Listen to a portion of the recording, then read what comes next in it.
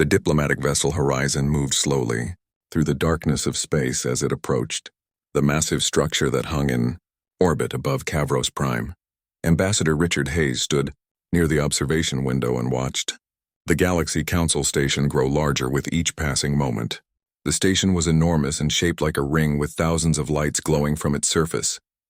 Ships from hundreds of different worlds docked along its outer edges, and the whole thing spun slowly to create artificial gravity for the species that needed it.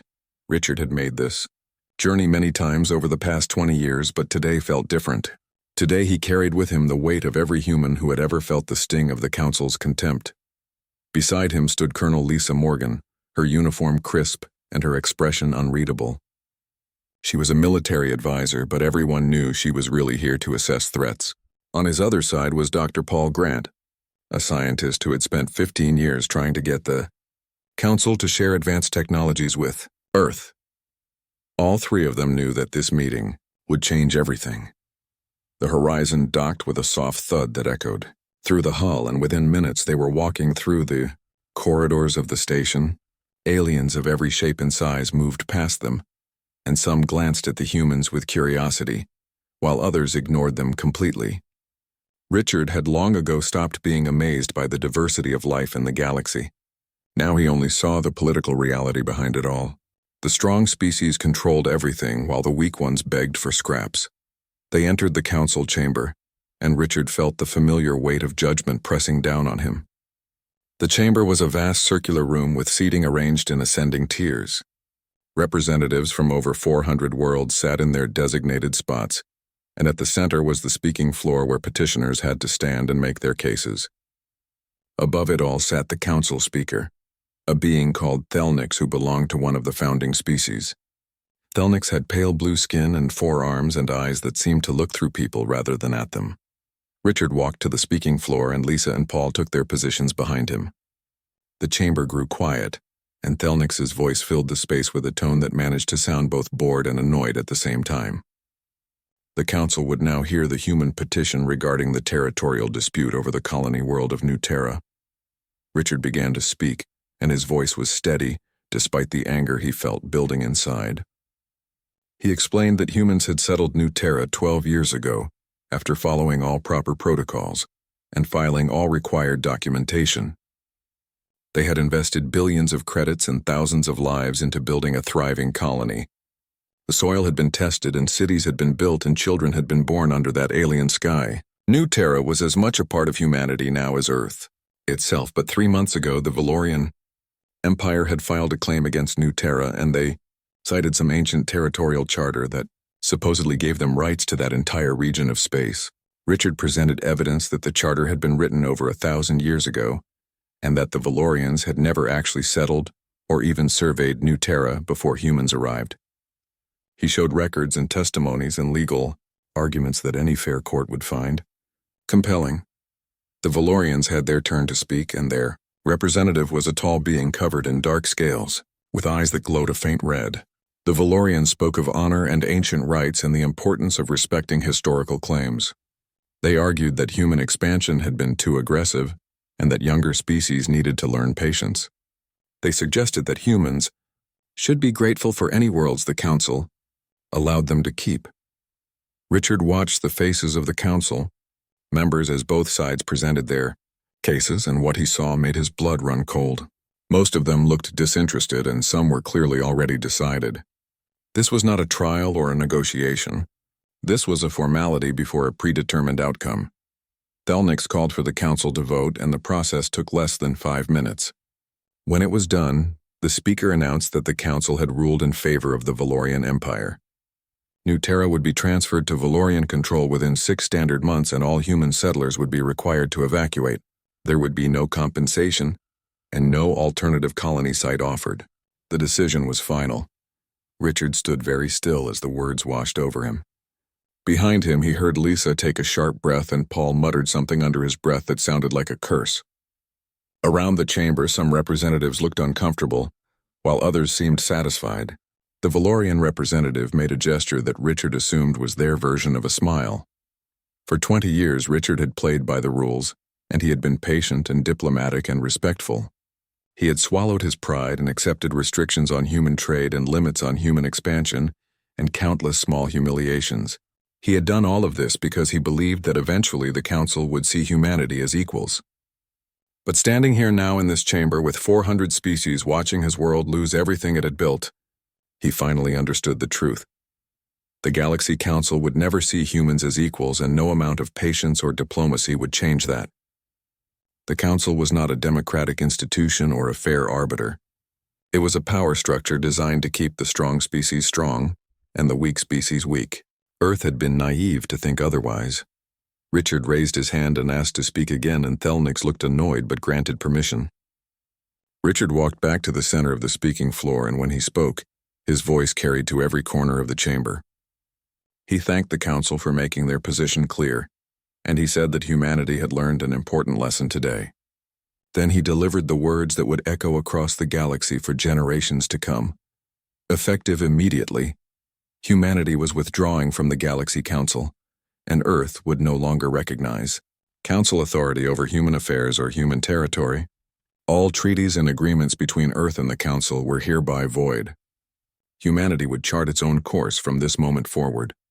The chamber erupted into chaos, and representatives began shouting and demanding explanations. Thelnix stood from the speaker's chair and commanded Richard to retract his statement. The Valorian representative was on his feet and making threats, but Richard simply turned and walked toward the exit with Lisa and Paul, following close behind. They made it back to the horizon without incident, and as soon as the docking clamps released, Lisa ordered the pilot to get them out of there. The ship turned and accelerated away from the station, and Richard watched through the window as the Galaxy Council grew smaller behind them. He had just done something that no species had done in 3,000 years of Council history. He had said no, and now everything would change. The emergency session had been called within hours of Ambassador Richard Hayes returning to Earth, and now the most powerful people on the planet sat around a table in Geneva, trying to understand what came next. President Karen Phillips sat at the head of the table with her hands folded in front of her. She had been in office for 3 years, and nothing in her political career had prepared her for this moment. To her right was General Nathan Price, the head of Earth Defense Forces, and to her left was Admiral Claire Johnson, who commanded the human fleet. Around the table sat prime ministers and corporate leaders and scientists and military advisors from every major nation on Earth. Richard Hayes stood before them and delivered his report. He explained the Council's ruling on New Terra and the systematic discrimination humanity had faced for 2 decades. He described the contempt in Thelnix's voice and the satisfaction on the Valorian representative's face. He told them about the moment he had decided that enough was enough. When he finished speaking, the room was silent for a long moment. The debate that followed was intense, and voices were raised and fists were pounded on the table. Some argued that leaving the Council was suicide and that Earth would be isolated and vulnerable. Others said that humanity had no choice and that staying in the Council would mean accepting permanent second-class status. President Phillips let them argue for almost an hour before she finally called for order. General Nathan Price stood and activated a holographic display that showed the current state of Earth's defenses. The numbers were not encouraging. Humanity had 12 major warships and maybe 40 smaller vessels spread across 3 colony worlds. The Council had thousands of ships at its disposal, and any one of the major powers could probably defeat Earth in a direct conflict. If the Council decided to make an example of humanity, there was not much Earth could do to stop them. But then Admiral Claire Johnson stood, and the mood in the room shifted. She had been waiting for this moment, and now she revealed what her team had been working on in secret for the past 10 years. Project Nexus was a defensive network of satellites positioned around Earth and all human colonies. Each satellite was equipped with weapons based on theoretical physics that the Council had banned decades ago, because they considered the technology too dangerous. The weapons used focused energy beams that could cut through standard Council shields like they were made of paper. The hologram changed to show the satellite network, and the coverage was impressive. Any ship approaching Earth or the colonies would have to pass through multiple defensive zones. Admiral Johnson explained that the system had been tested in secret, and it worked better than anyone had hoped. Earth might not be able to project power across the galaxy, but it could defend its own territory against anything short of a full-scale invasion by multiple Council powers working Together, the room began to buzz with new energy, and President Phillips allowed herself a small smile.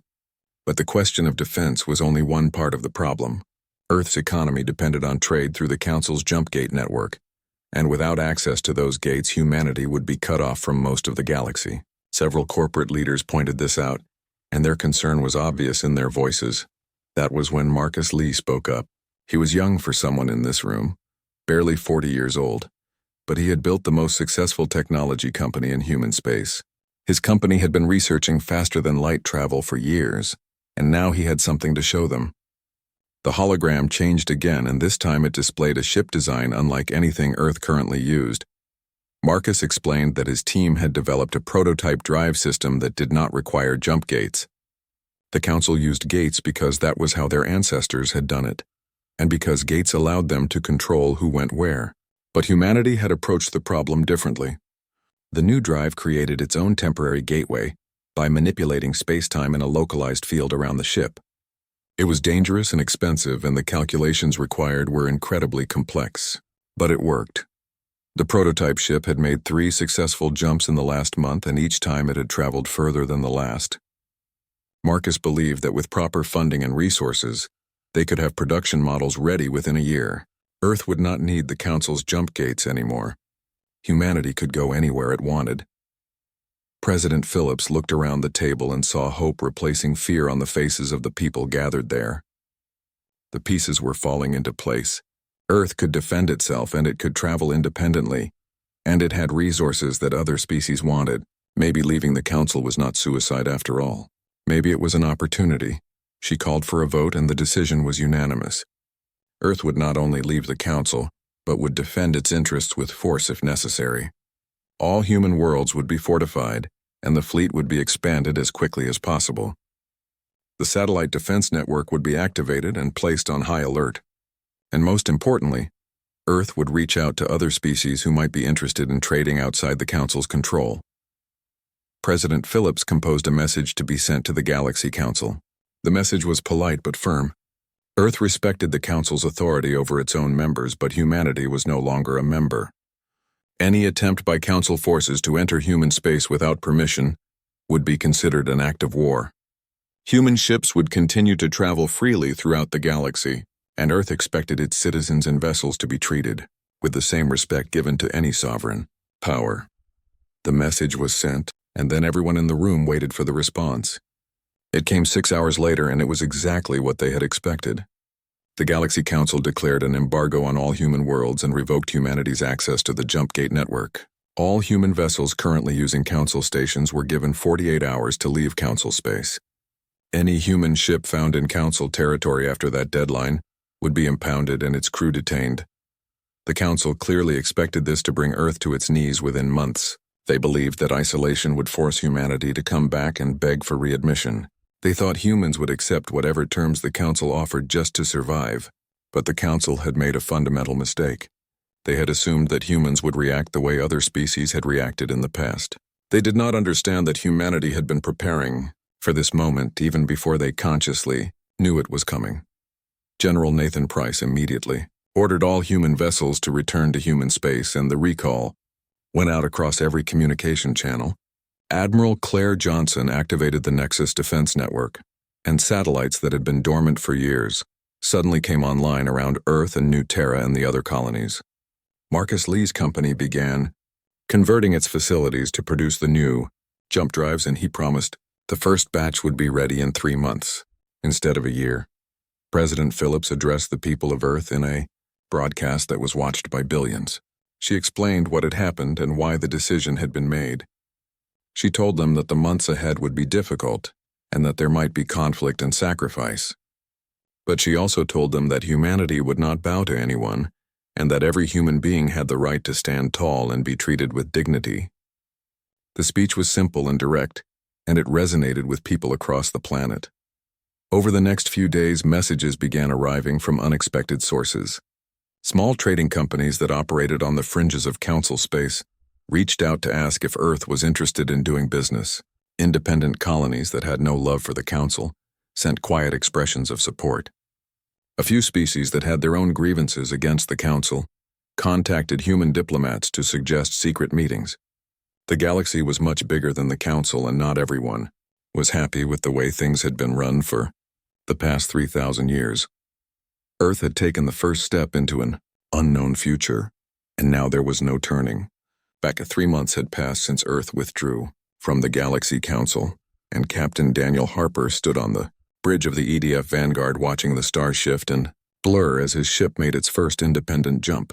The sensation was different from traveling through a council gate, and it felt more raw and immediate. The new drive system hummed with power beneath his feet, and when the jump completed, he found himself staring at a binary star system that no human ship had visited in over a year. The Vanguard was one of the first vessels equipped with the new technology, and Daniel had been chosen to command it because of his experience and his reputation for keeping a cool head in difficult situations. His crew was small but highly skilled, and they had spent the past month testing the new systems and learning how to navigate without relying on the Council's infrastructure. Now they had a mission that could change everything for humanity. Daniel ordered his communications officer, Lieutenant Jake Morris, to send out a general hailing signal. They were looking for the Kalari, a species of traders who operated on the fringes of Council space and who had a reputation for dealing with anyone who had credits to spend. The Council tolerated the Kalari because they were useful and because they stayed out of politics. But the Kalari also had no loyalty to the Council, and that made them perfect for what Daniel had in mind. It took almost an hour, but eventually a response came through. A Kalari trading ship decloaked about 50 kilometers away, and Daniel had to admire their caution. The Kalari vessel was smaller than the Vanguard, but it bristled with weapons and sensor arrays. A voice came through the communication system speaking in heavily accented but understandable English. The Kalari captain wanted to know what a human ship was doing so far from human space. Daniel smiled and told his helmsman to move the Vanguard closer, but not threateningly so. He opened a channel and introduced himself, and explained that Earth was looking to establish new trading relationships. The Kalari captain was silent for a moment, and then asked if it was true that humans had left the Galaxy Council.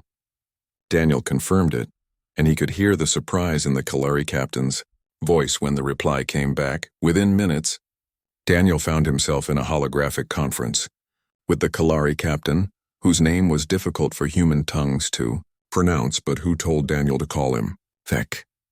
The Kalari looked vaguely reptilian with smooth green skin and large eyes that seemed to see everything at once.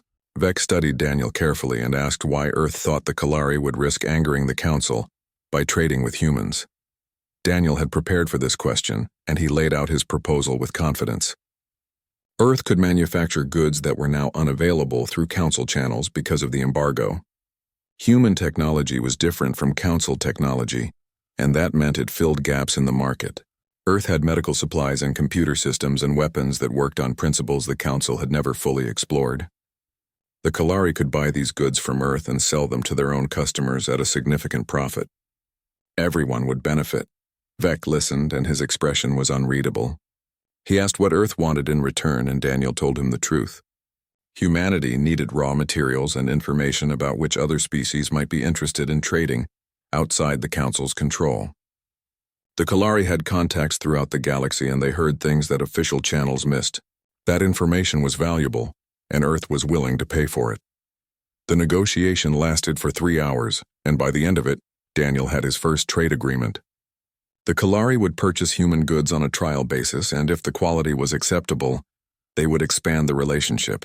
Vec also agreed to share information about other independent traders and colonies that might be receptive to hum and contact. As the hologram faded, Vec made a comment that stuck with Daniel.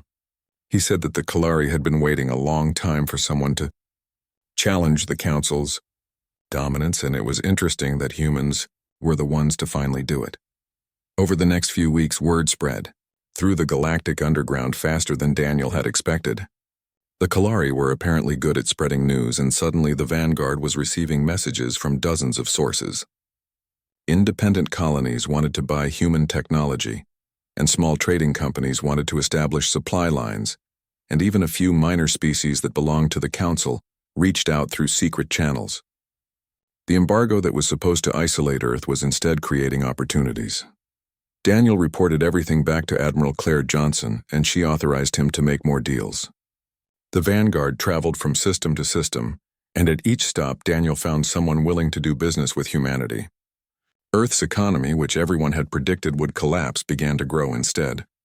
Human factories ran at full capacity to meet the demand, and new jobs were created, and President Karen Phillips gave speeches about how humanity was proving it could thrive without the Council, but not everyone was happy about Earth's success.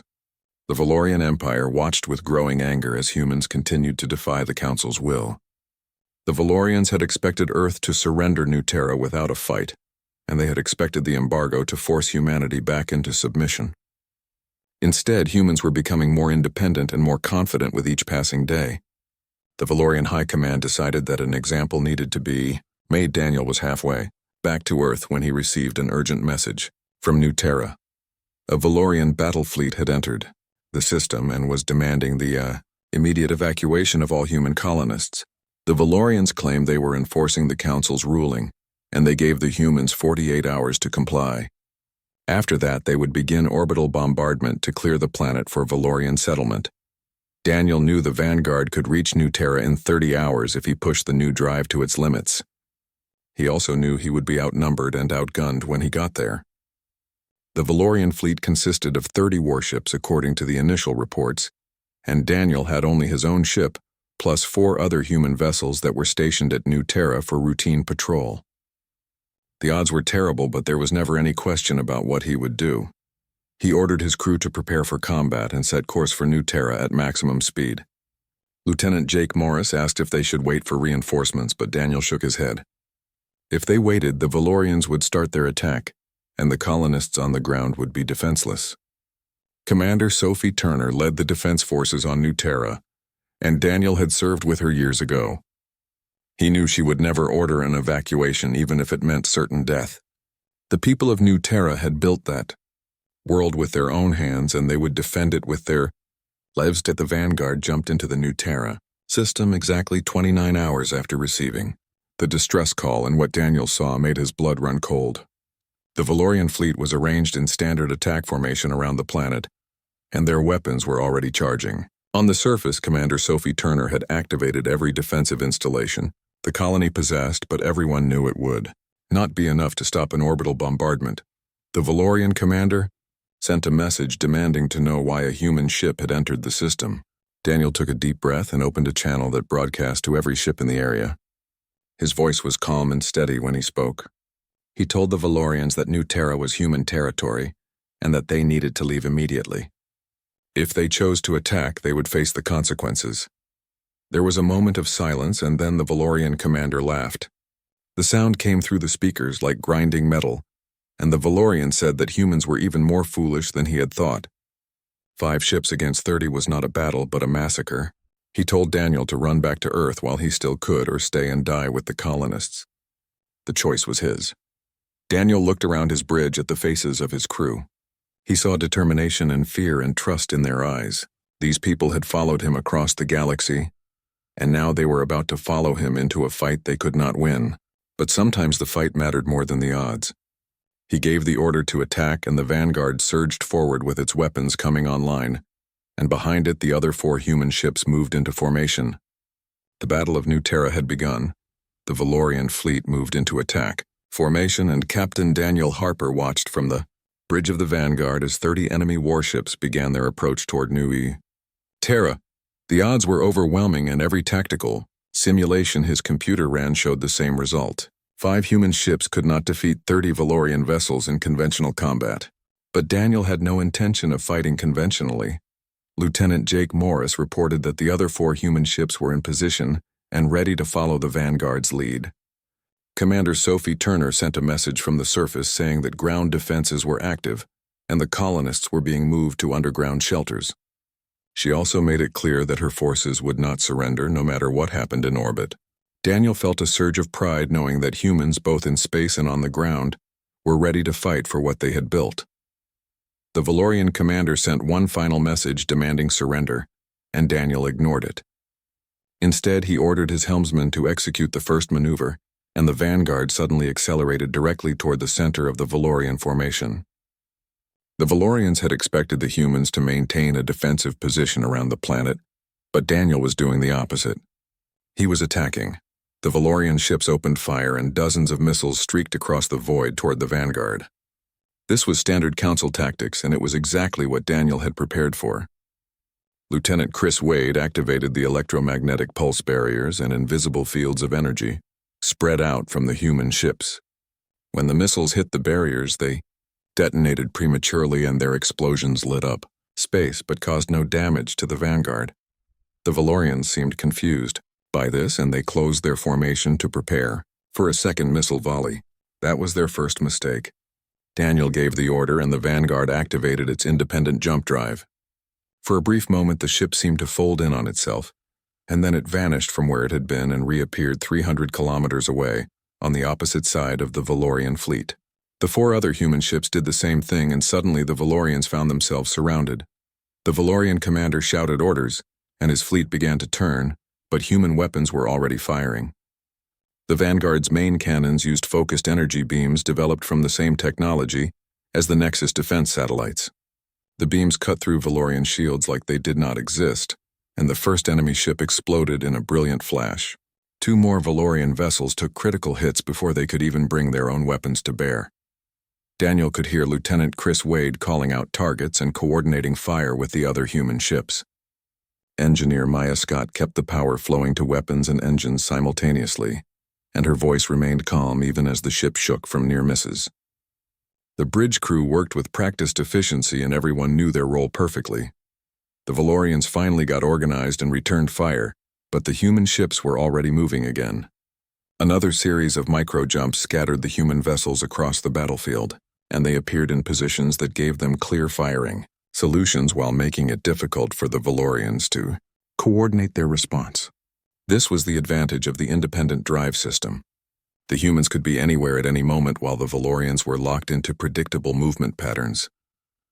3 more Valorian ships were destroyed and 2 others were badly damaged and drifting. The Valorian commander was screaming orders, but his fleet was in chaos. They had trained to fight enemies that followed Council doctrine, but the humans were doing everything wrong according to that doctrine. The humans jumped without gates and ignored established engagement ranges, and used weapons that should not have been able to penetrate modern shields. On the surface of New Terra, Commander Sophie Turner watched the battle through her sensors and allowed herself a moment of hope. The ground installations opened fire on Valorian ships that came within range, and kinetic accelerator weapons sent solid projectiles streaking into space at incredible velocities.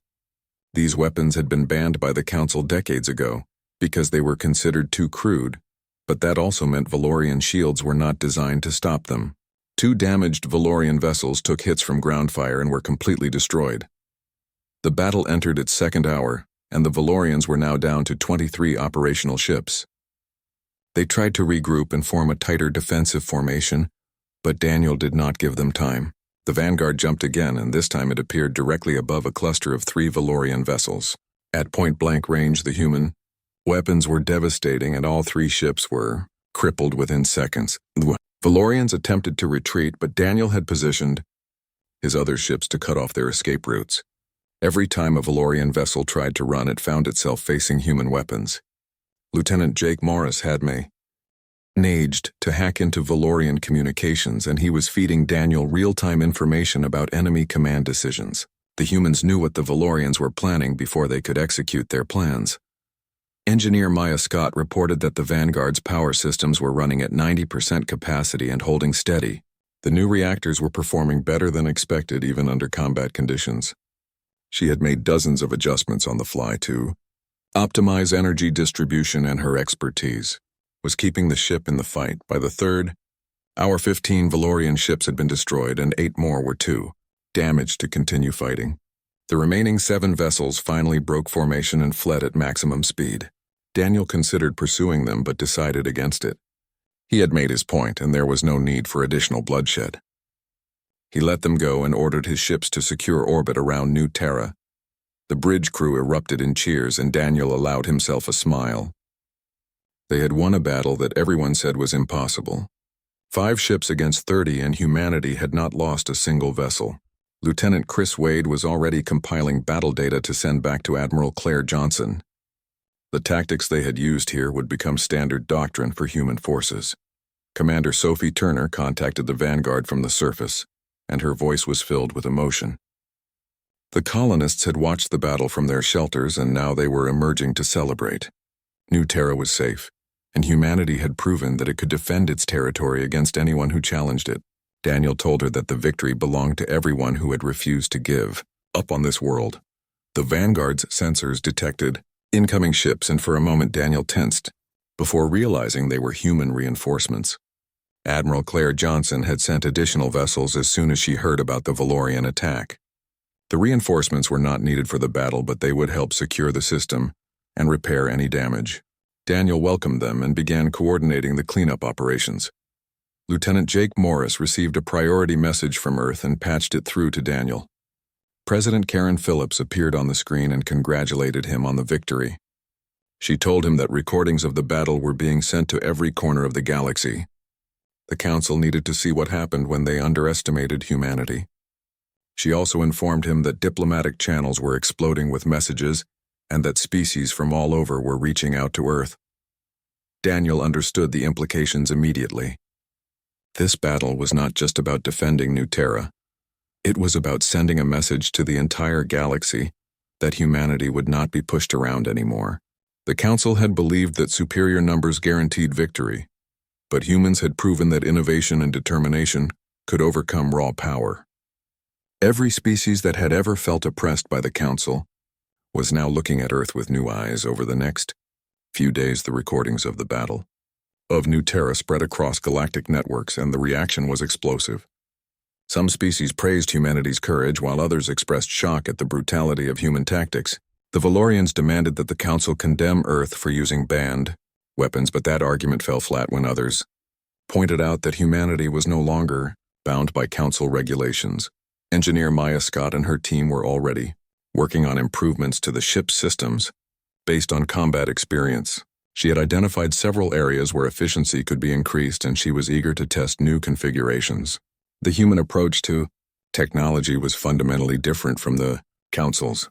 Where Council species followed established patterns, humans constantly experimented and adapted. Commander Sophie Turner began fortifying New Terra's defenses even further. She knew the Valorians might return with a larger force, and she wanted to be ready. But she also knew that the psychological impact of the battle was just as important as the physical defenses. The colonists had seen that Earth would fight for them, and that knowledge made them more determined than ever to build their world. Captain Daniel Harper sat in his quarters and wrote his official report on the battle. He tried to be objective and factual, but he could not help feeling a sense of pride in what his crew had accomplished. They had faced impossible odds and won because they refused to accept that losing was inevitable. That attitude was spreading throughout human space, and it was changing everything. The Galaxy Council would have to respond to this defeat somehow, and Daniel knew the next few months would be critical. Would the Council accept that humanity was now a power that had to be respected, or would they escalate the conflict? Either way, Daniel and his crew would be ready. They had proven that humans could fight and win, and that knowledge would carry them through whatever came. Next, the recording of the Battle of New Terra reached the Galaxy Council 3 days after the last Valorian ship had limped away from human space, and the effect was immediate. Council representatives who had dismissed humanity as insignificant suddenly found themselves watching footage of 5 human vessels destroying 15 Valorian warships and forcing the rest to retreat. The tactical displays showed maneuvers that should have been impossible, and weapons that cut through Valorian shields like they were nothing. Some Council members watched the recording in silence while others began shouting demands for explanations. Ambassador Richard Hayes received over 200 communication requests in the first week after the battle, and he ignored most of them. He was no longer Earth's representative to the Council because Earth was no longer part of the Council. Instead, he now operated from an independent space station that humans had constructed in neutral territory. The station was called Freedom Point, and it served as humanity's diplomatic hub for dealing with the rest of the galaxy. From his office, Richard could see dozens of ships from different species waiting to dock and request meetings with human representatives. President Karen Phillips sat in her office in Geneva and watched reports coming in from across human space. The victory at New Terra had energized people in ways she had not anticipated. Recruitment for the defense forces had tripled, and volunteers were lining up to join colony expeditions to new worlds. Human corporations were reporting record profits as demand for human goods continued to climb. The galaxy had thought the embargo would destroy Earth, but instead it had made humanity stronger and more unified than ever before. The most surprising development came from within the Galaxy Council itself. 12 species had formally withdrawn from the Council in the month following the Battle of New Terra, and each one cited the same reasons. They were tired of being treated as inferior, and they were tired of watching the powerful species make all the decisions. The human example had shown them that leaving was possible, and that independence did not have to mean isolation. Representatives from these species had already reached out to Richard Hayes about joining something new. Richard called it the Free Worlds Coalition, and the basic principle was simple. Every member species had equal standing regardless of their military strength or economic power. Decisions were made by consensus rather than by the votes of a privileged few.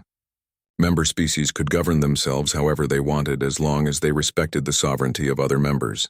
There were no mandatory contributions and no restrictions on trade or expansion. It was everything the Galaxy Council was not. Admiral Claire Johnson stood in the shipyards orbiting Earth and watched as construction crews worked on the new generation of warships.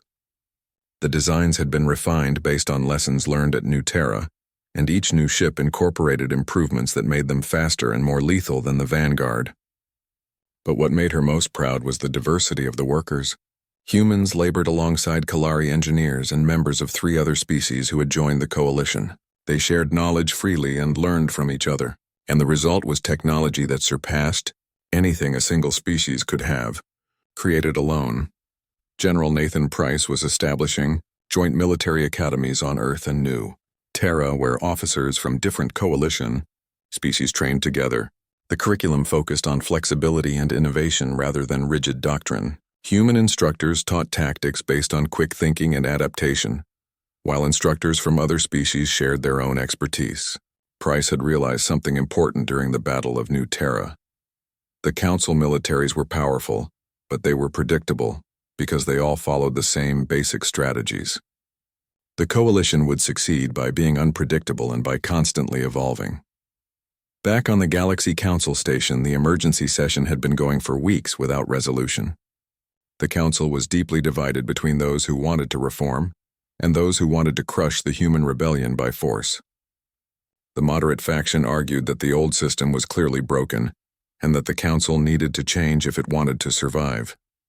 They proposed eliminating the hierarchy that gave some species more power than others and ending policies that discriminated against younger civilizations. The hardline faction led by the Valorians and their allies called for immediate military action.